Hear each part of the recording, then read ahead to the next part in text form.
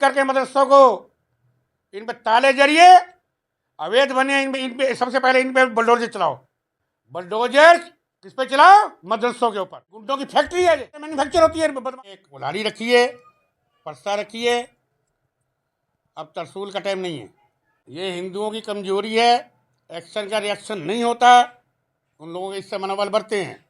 हत्याकांड को लेकर बुलडोजर कार्रवाई की गई थी जिसमें सिर्फ छज्जा तोड़ा गया था। अब लोग कह रहे हैं सिर्फ छज्जा ही क्यों तोड़ा गया है, उनके घर क्यों नहीं ध्वस्त किए जा रहे हैं? इस पर आप लोगों से क्या कहना चाहेंगे? जब से दिल्ली बनी है, पिछली सरकारें थी भारतीय जनता पार्टी के सरकार के अंतर्गत, और ये पहली दफा बुलडोजर चला है।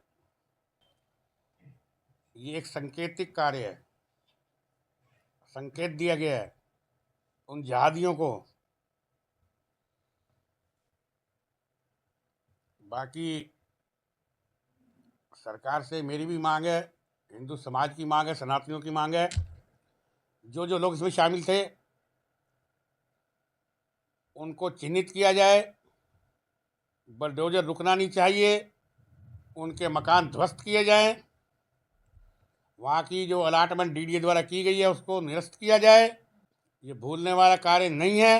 मुझे ज़्यादा केजरीवाल की जब सरकार थी दिल्ली के अंदर, रघुवीर नगर के अंदर एक हिंदू युवक की बकरे के काटने वाले चाकू से गला रेत दिया गया था, कुछ एक्शन नहीं हुआ था। इन जिहादियों को बख्शा नहीं जाना चाहिए, और मैं सब हिंदुओं से प्रार्थना करता हूँ, हाथ जोड़ के प्रार्थना करता हूँ, ऐसे ही रोषित रहिए, मुद्दे को छोड़िए मत,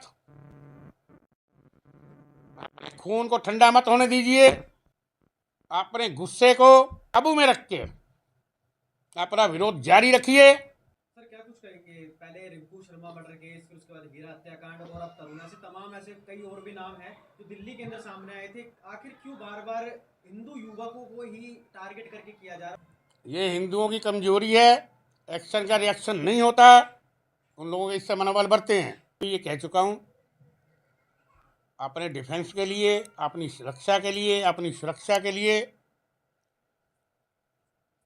परशुराम जी का सबक सीखिए। हर एक घर में एक कुल्हाड़ी रखिए, परसा रखिए। अब तरसूल का टाइम नहीं है। सर ये जो समुदाय के लोग हैं, ये लोग कहते हैं हिंदू मुस्लिम भाई भाई, फिर ऐसी क्या हिंसा जाग उठी कि एक हिंदू युवक की हिंदू के त्यौहार वाले दिन ही हत्या कर दी? देखो, हिंदुओं में सहनशीलता, समानता, विवेकता होती है, मैं पहले ही कह रहा हूँ। हम लोग भाई बन के रहना चाहते हैं, लेकिन उधर से नहीं, उनके जहन के अंदर, उनकी आत्मा के अंदर, उनके दिलो दिमाग के अंदर जहर उगला हुआ है। ये सब मदरसों की देन है, मदरसे बंद होने चाहिए। और दूसरा, इनको इनको जो अल्पसंख्यक का दर्जा दिया गया है हिंदुस्तान के अंदर, अल्पसंख्यक में, ये हटाया जाए। ये क्या के अल्पसंख्यक हैं, इन्हें क्यों दर्जा दिया जाता है, क्यों उसकी सहूलतें मिलती हैं इन्हें? अल्पसंख्यक समुदाय जो है उसके अंदर माना जाए सिख समुदाय है, जैन समुदाय है। ये कहाँ से अल्पसंख्यक बने हुए हैं वहाँ पर? इनके रगों के अंदर इनको जो तालीम मिलती है मदरसों से, तालीम ही यही मिलती है, खून खराबे की मिलती है तालीम। हिंदुस्तान है ये, हिंदुओं की मांग को मानना पड़ेगा सरकार को।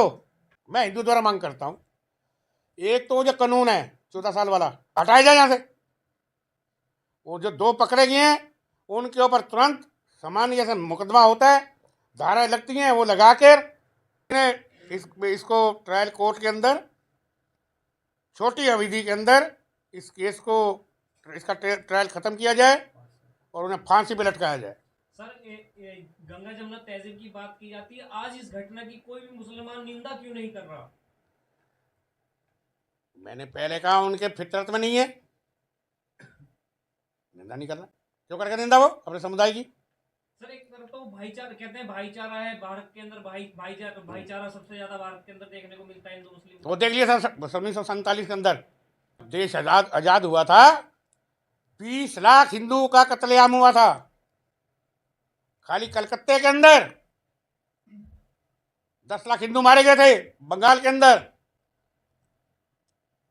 अभी बंगाल में चुनाव है, ये जो तारका की सरकार है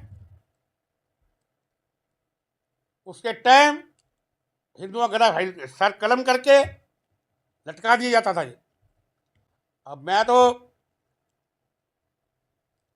वहाँ के जितने हिंदू हैं बंगाल के और देश के हिंदुओं से भी अब जाग चुके हैं हिंदू, अब बैठने वाले नहीं हैं। अगर हिंदू जागाना होता तो सरकार ही नहीं बदलती, तो अब तुष्टीकरण की नीति नहीं चलेगी। हिंदू संगठन मुकदमे में पैनी नजर रखे और जब तक फैसला ना आए तब तक इन्हें फांसी पर ना लटकाया जाए, उस चिन्हित जगह के ऊपर अपना विरोध जारी रखे। इन्हें बहाना ढूंढना होता है अपने आप को संगठित करने का।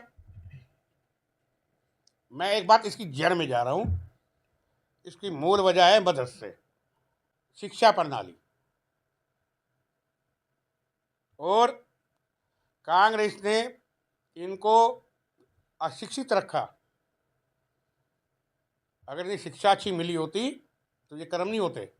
कह रहे हो अब खटीक समाज था, मैं इसमें जाना, हिंदू है वह हिंदू। जब पहले भी मैंने कहा है कुछ एक हिंदू भी होती है तो आप दूसरे जो हिंदू हैं आगे हो जाओ, पीछे हो जाओ, अगर हो जाओ, बगल हो जाओ, भीड़ इकट्ठी कर लो, इनके अंदर भय पैदा होगा जैसे ये भीड़ इकट्ठी करती है। अब ऐसा होगा। और अपनी सुरक्षा के लिए हर एक हिंदुओं से मेरी प्रार्थना है, कुल्हाड़ी रखो घर के अंदर। वो तुरंत की कार्रवाई है। मैं तो कह रहा हूँ ट्रायल कोर्ट को छोटी अवधि के अंदर इस केस को ट्रायल किया जाए और इन्हें फांसी की सजा तो होगी दी जाए। ये कहा जाता है कि मदरसों से ये सब लोग निकलते हैं और देश के अंदर मदरसा बोर्ड भी अलग से बनाया गया है, तो इसका क्या सोल्यूशन होना चाहिए सर? भाई जो मैं तो पहले मांग कर रहा हूँ, कह रहा हूँ, ये सारी जितनी जड़ है फसाद की ये मदरसों से होती है। उल्टी शिक्षा देते हैं, इनका माइंड वाइज करते हैं, हिंदू काफिर है, हिंदू ये है, हिंदू वो है, ये बंद करो मदरसे। जब एक फैक्ट्री बंद, ये फैक्ट्री है ये गुंडों की, इन्हें मदरसा मत को, वहीं से मैन्युफैक्चर होती है बदमाशों की, इन जिहादियों की। बंद होने के तुरंत मदरसे क्या खुले हुए हैं? विद्यालय है, स्कूल है, ये अलग शिक्षा प्रणाली बनाए हुए हैं गुंडागर्दी की। कत्ल करो, ये करो, बंद करो, ये होने बंद होने चाहिए। वो तुरंत सरकार को कार्रवाई करनी चाहिए। अवैध मदरसे चल रहे हैं अंदर, घर घर इन्होंने मदरसे खोल रखे हैं जिहादियों ने। बम बनने की ट्रेनिंग वहीं से मिलती है इन्हें, जलाने की ट्रेनिंग वहीं से मिलती है इन्हें, कत्ल करने की ट्रेनिंग वहीं से मिलती है इन्हें। कैसे रार मारनी है, कौन सी बॉडी पे मारनी है, फिजिकल कैसे नुकसान पहुंचाया जाए, इनकी मेरी पुरजोर मांग है शासन से, प्रशासन से, पुलिस से, दिल्ली सरकार से, मुख्यमंत्री श्री रेखा गुप्ता जी से चिन्हित करके मदरसों को इन पे ताले जरिए अवैध बने, इन पे सबसे पहले इन पे बुलडोजर चलाओ। बुलडोजर किस पे चलाओ? मदरसों के ऊपर। बंद करो मदरसे। मदरसे बंद होते ही इनकी अकल ठिकाने आएगी।